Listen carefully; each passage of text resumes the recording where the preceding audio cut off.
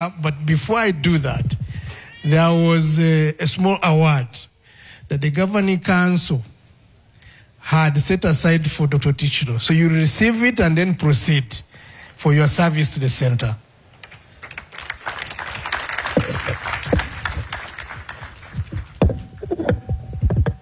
Thank you. Thank you so much. Thank you. Thank you. Thank you. I appreciate you. Thank you.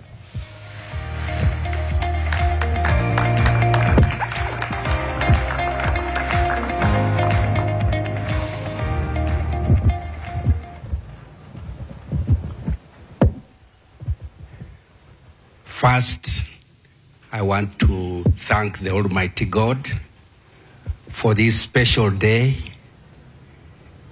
at this center. Second, I'm very happy to be back at home.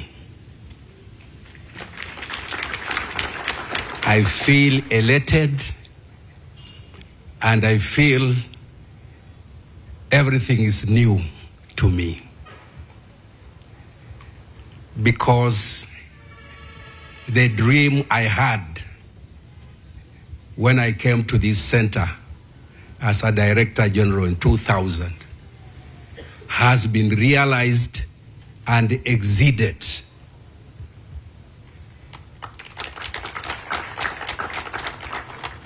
I want to take this singular opportunity to thank the current Director General for taking my vision and taking it to where I wished that vision to be. So, DJ, I'm very grateful that you and myself, we had the same vision. I came earlier. The people I was working at that time, they didn't have that vision. It was very difficult for me to move. And that's why, as you have rightly said, I decided everything I wanted, I'll write it down in a sort of a concept so that whoever comes will be able to implement it. And you have done it. When I came to this center in 2000, it was exclusive center for only international students or students, professionals from member state countries who would come here for training in a very high level science and technology training. So when I came over, I realized we had so much Kenyans could learn from. But most of the time, very few Kenyans would come, and mostly those coming from the Department of Surveys and Mapping. But the training we were offering was so important to Kenyans. But more important, when I came here as a Director General, the center was having serious managerial and financial issues. And it was at the verge of closure.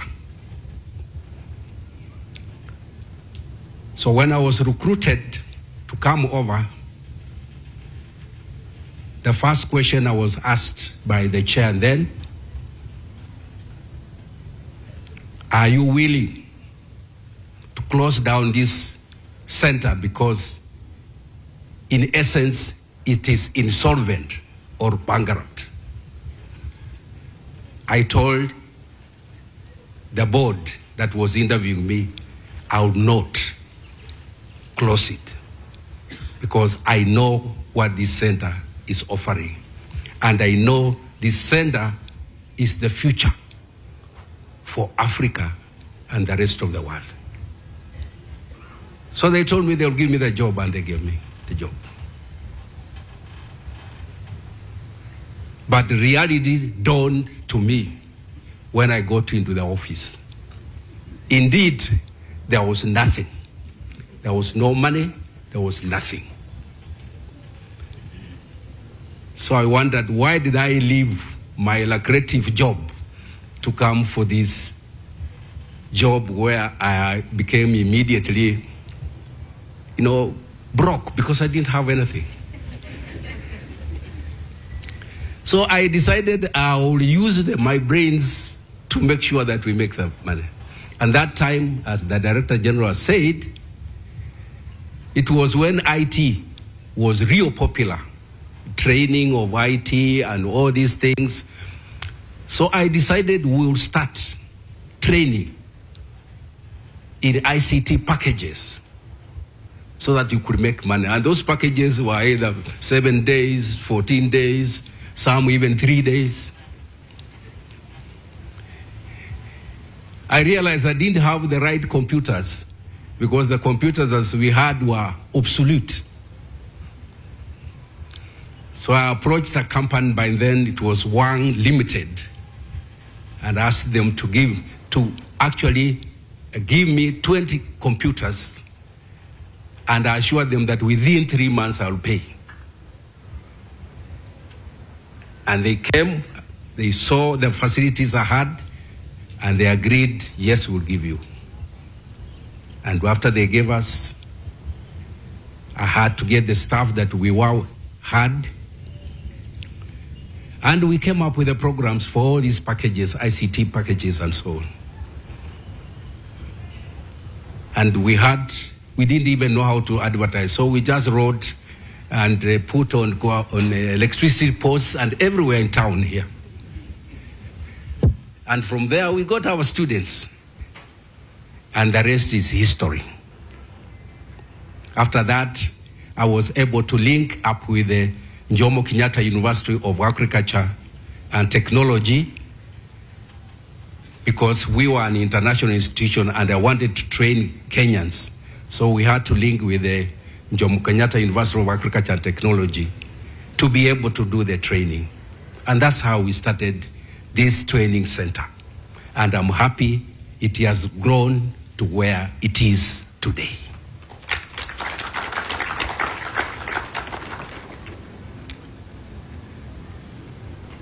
When I left this center, I realized that in our country, science and technology was not being mainstreamed in our governance system. And even our leadership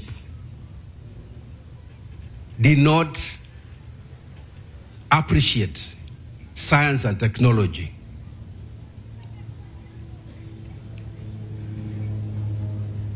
And this came to me while I was here. I worked with the national government to come up with the first land policy in this country. And I was in charge of land information management system. So I interacted with who is who in this country at that time. And that's when I realized we were far back in mainstreaming science and technology in our governance system. So when my term ended here, I decided very strangely that I was going to go to politics to make a difference. The reason, we had written so many policy papers to the government to implement. But those policy papers must go to Parliament and be translated into law. But any time they went to Parliament, nobody could understand them. And therefore, they were never passed. So I decided I would go to Parliament so that I make sure those policies are passed. And that's how I contested for Member of Parliament for Emuhaya. And I won. And I got into Parliament.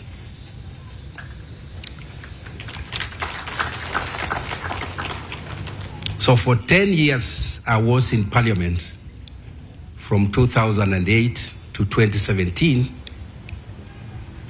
I made sure all policies and legislation on science, technology, and innovation were legislated and put into our laws. And that's where we are.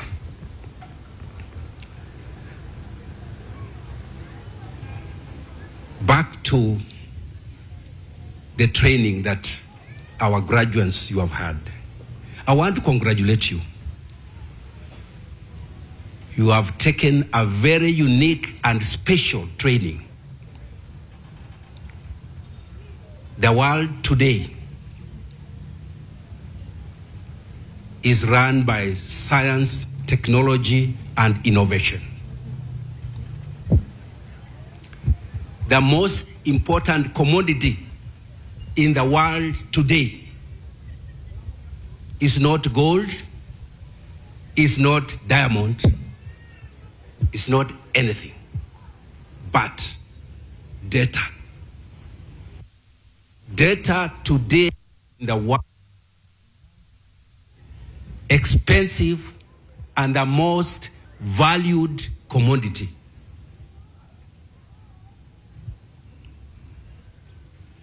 And whoever has data has the power to control, manipulate, and do anything.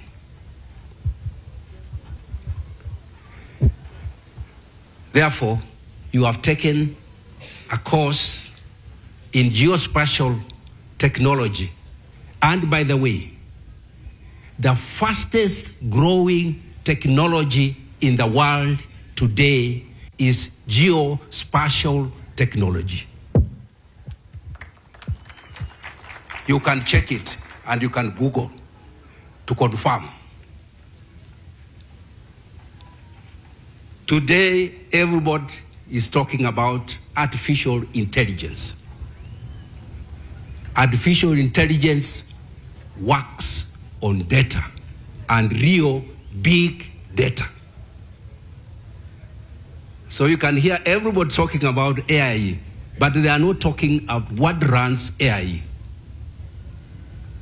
But I'm happy our graduates today, you know, and you are the people who are going to transform this country into a first world.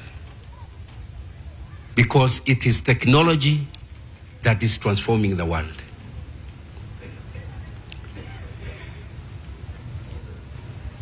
I want to say that I'm a very happy person because when I was in Parliament, I was there at the right time. When we were doing the Constitution, so I made sure in our Constitution, the issue of science and technology and innovation is well covered. When we did the laws, I made sure that on the County Government Act, which forms or which incorporates the county governments, has a whole chapter on planning and decision making based on GIS-based database. So today, our graduates, as we graduate, all the 47 counties are obligated to set up geospatial technology directorates to ensure that all the planning and decision making is based on data and is evidence-based. I'm happy FAO, through my friend who is here, have taken that mantle to ensure that all the 47 counties build capacity in geospatial technologies. And I think the regional center has been the hub for training all the 47 counties. So you are coming from here, a center that has trained all the 47 counties in geospatial technology.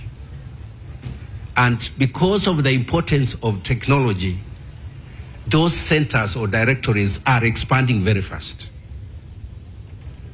So I believe the opportunities for employment are very high. Myself, in my directorate, I've already employed almost 20 officers who have their qualifications you have. And we are going to expand. We are expanding because everywhere we want technology to be the driver. So you took the right decision. And I'm happy, I've heard from here, that people, even who have degrees from universities, they are coming here to do a diploma course in these technologies. What does that mean? That means that the training here is practical, is skill-based, and it's a training that will take you from here, you do the work immediately. So thank you very much for taking this training course. I believe, as a legislator, and as an administrator, and as a leader, that the moment we will 100% embrace technology and science in our governance system, that is the time we are going to grow fast. That is the time we are going to defeat corruption. Because if we go e-governance, then everything is transparent and can be seen. So graduates, I want to congratulate you, and I want to encourage you as you go out determined and make sure that you do what pertains to what you'll be given today. And don't be discouraged. The systems out there don't embrace change, but you must be the change of those systems. So don't go out there and be compromised. I can assure you, I work in those systems and I know. It's very easy for you to come there and you'll be compromised. Even when your survey work, when your GPS work shows you that the land is extending from here to here, somebody will tell you, no, add another 1 extra 1 acre on it. Be honest, the way one lady talked about here. As scientists are the most honest people in the world. They may not go to church, but they're the most honest people because they report what they see and they don't lie. If your data shows different from what you expected, you don't manipulate the figures. You exactly report and find out why. So let us be honest. Let us be innovative. Let us be inquisitive. To me, the future is bright for you. Thank you and God bless you.